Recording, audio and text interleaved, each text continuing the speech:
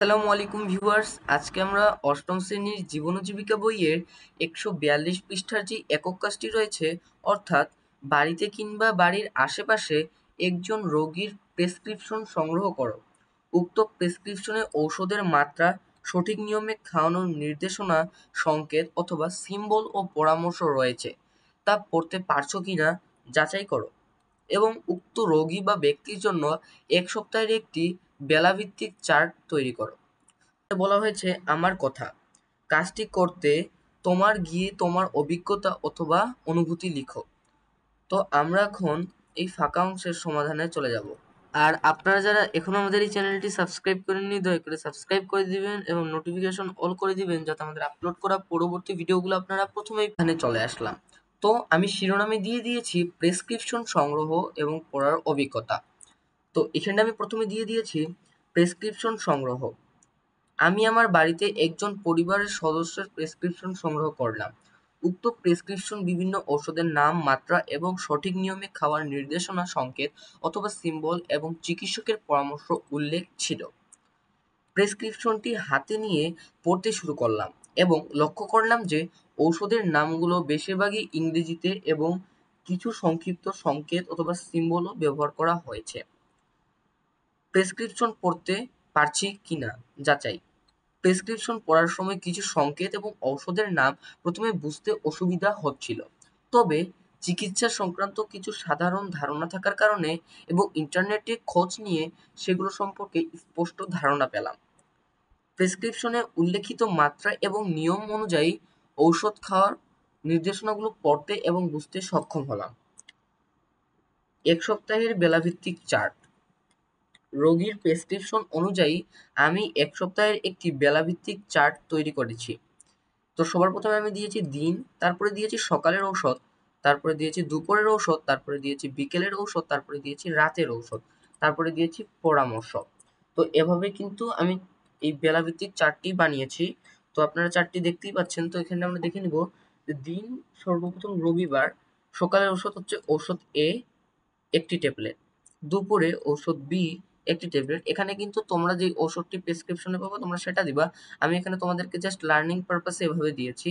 তো বিকেলে ঔষধ সি একটি ট্যাবলেট, রাতের ঔষধে ঔষধ ডি একটি ট্যাবলেট, পরামর্শ খাবার পরে খাওয়া। তারপরে সোমবার ঔষধ এ একটি ট্যাবলেট, ঔষধ বি একটি ট্যাবলেট, বিকেলবেলা ঔষধ সি একটি ট্যাবলেট, রাতের বেলা ঔষধ ডি একটি ট্যাবলেট, ইনসুলিন ইনজেকশন। মঙ্গলবার ঔষধ এ একটি ট্যাবলেট, ঔষধ বি একটি ট্যাবলেট, ঔষধ সি একটি ট্যাবলেট, ঔষধ ডি একটি ট্যাবলেট, রক্তচাপ মাপা। বুধবার ঔষধ এ একটি ট্যাবলেট, ঔষধ বি একটি ট্যাবলেট, ঔষধ সি একটি ট্যাবলেট, ঔষধ ডি একটি ট্যাবলেট, ডায়াবেটিক্স টেস্ট। তারপরে বৃহস্পতিবারে ঔষধ এ একটি ট্যাবলেট, ঔষধ বি একটি ট্যাবলেট, ঔষধ সি একটি ট্যাবলেট, ঔষধ ডি একটি ট্যাবলেট, হালকা ব্যায়াম করতে হবে, এটা কিন্তু পরামর্শ। তারপর শুক্রবারে ঔষধ এ একটি ট্যাবলেট, দুপুরের বেলা ঔষধ বি একটি ট্যাবলেট, ঔষধ সি একটি ট্যাবলেট, ঔষধ ডি একটি ট্যাবলেট, পরামর্শ হচ্ছে পর্যাপ্ত বিশ্রাম নেওয়া। শনিবারে ঔষধ এ একটি ট্যাবলেট, ঔষধ বি একটি ট্যাবলেট, ঔষধ সি একটি ট্যাবলেট, ঔষধ ডি একটি ট্যাবলেট, পরামর্শ হচ্ছে চিকিৎসকের সাথে পরামর্শ। তো এতক্ষণ যে আমরা এত কিছু দেখলাম, এত কিছু কিন্তু তোমাদেরকে ১৪২ পৃষ্ঠার ছকে লিখতে হবে না। তোমরা যারা শেষ পর্যন্ত ভিডিওটি কন্টিনিউ করেছো, এটা কিন্তু শুধু তোমরাই বুঝতে পারছো। আর যারা প্রথমে স্কিপ করে গিয়েছো তারা কিন্তু এই বিষয়টি বুঝতে পারবে না। তো তোমাদেরকে শুধু এই অনুভূতিটি লিখতে হবে ছকে, অর্থাৎ ১৪২ পৃষ্ঠা শুধু এই অনুভূতিটি লিখতে হবে, উপরের কোনো কিছু কিন্তু লিখতে হবে না।